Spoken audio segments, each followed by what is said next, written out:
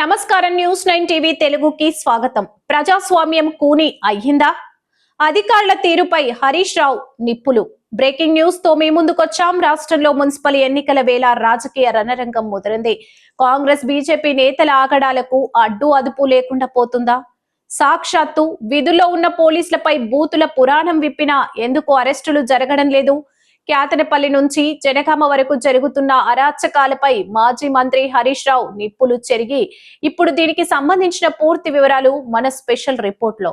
జగ్గారెడ్డి, ధర్మపురి అరవింద్ వంటి నేతలు పోలీసులను నోటికొచ్చినట్లు తిడుతుంటే ప్రభుత్వం ఎందుకు మౌనంగా ఉంది? అరెస్ట్ చేయడం లేదు అని హరీష్ రావు సూటిగా ప్రశ్నించారు. సిర్పూర్ కాగజ్ నగర్ వేదికగా ఈ రెండు పార్టీల మధ్య ఉన్న అవగాహన బయటపడిందని, ఇది ప్రజాస్వామ్యాన్ని అపహాస్యం చేయడమేనని మండిపడ్డారు. తనపల్లి జనగామలో మహిళా కౌన్సిలర్లపై కాంగ్రెస్ నేతలు భౌతిక దాడులకు దిగిన ఎన్నికల కమిషన్ కళ్ళు మూసుకుందా అని నిలదీశారు. రాష్ట్రంలో అసలు రాజ్యాంగం ఉందా లేక అరాచక పాలన నడుస్తుందా? కాంగ్రెస్ నేత Jaggareddy, BJP MP Dharmapuri Arvind polling కేంద్రాల్లో పోలీసులను బహిరంగంగా దూషిస్తున్న యంత్రాంగం నిమ్మకు నీరెత్తినట్లు వ్యవహరించడం వెనుక మర్మమేంటి? ఒక ఎంపీ, ఒక సీనియర్ నేత చట్టాన్ని చుట్టంలా మార్చుకుంటుంటే సామాన్యుల పరిస్థితి ఏంటి? ఇదంతా రాష్ట్ర ప్రజలు గమనిస్తున్నారని హరీష్ రావు హెచ్చరించారు. ముఖ్యంగా క్యాతనపల్లి మున్సిపల్ చైర్మన్ ఎన్నిక విషయంలో అధికారులు రాజ్యాంగ విరుద్ధంగా వ్యవహరించారని, దీనిపై స్వయంగా గవర్నర్ రివ్యూ చేయాలని హరీష్ రావు డిమాండ్ చేశారు. మహిళా కౌన్సిలర్ల మీద చేతులు వేసి లాగుతుంటే, దాడులు జరుగుతుంటే ఎన్నికల కమిషన్ ఏం చేస్తుందని తీవ్ర స్థాయిలో ధ్వజమెత్తారు. మొత్తానికి హరీష్ రావు చేసిన ఈ కామెంట్స్ ఇప్పుడు తెలంగాణ రాజకీయాల్లో ప్రకంపనలు సృష్టిస్తున్నాయి.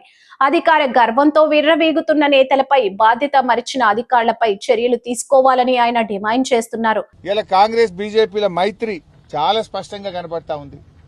మనం చూసాం, మొన్న ఒక కాంగ్రెస్ పార్టీ నాయకుడు పోలీసులను పట్టుకొని అడ్డగోలుగా బూతులు తిట్టాడు. ఒక బీజేపీ నాయకుడు పోలీసులను అడ్డగోలు బూతులు తిట్టాడు.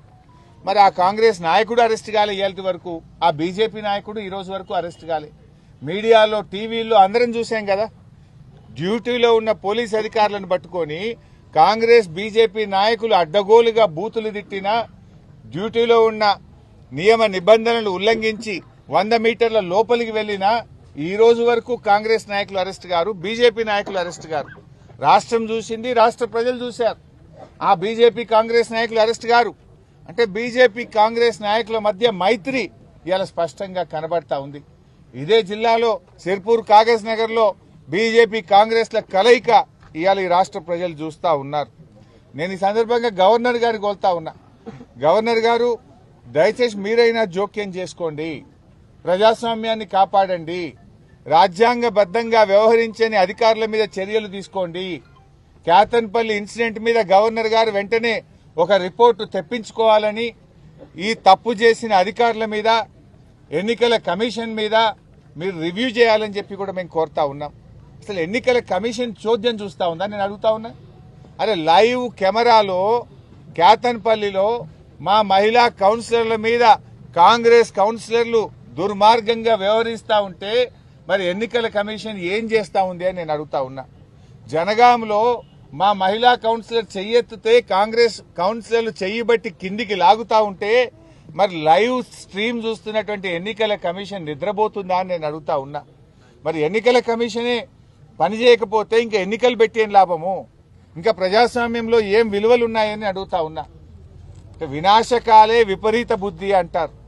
ఇవాళ కాంగ్రెస్ పార్టీ ఇవాళ వినాశకాలం దాపురించి ఈ రకమైనటువంటి చర్యలకు దిగుతా ఉంది.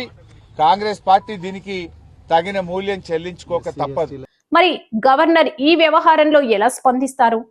ఎన్నికల కమిషన్ తన నిద్రను వీడుతుందా? వేచి చూడాలి. మరిన్ని ఇలాంటి న్యూస్ అప్డేట్స్ కోసం చూస్తూనే ఉండండి న్యూస్ 9 టీవీ తెలుగు. జై హింద్.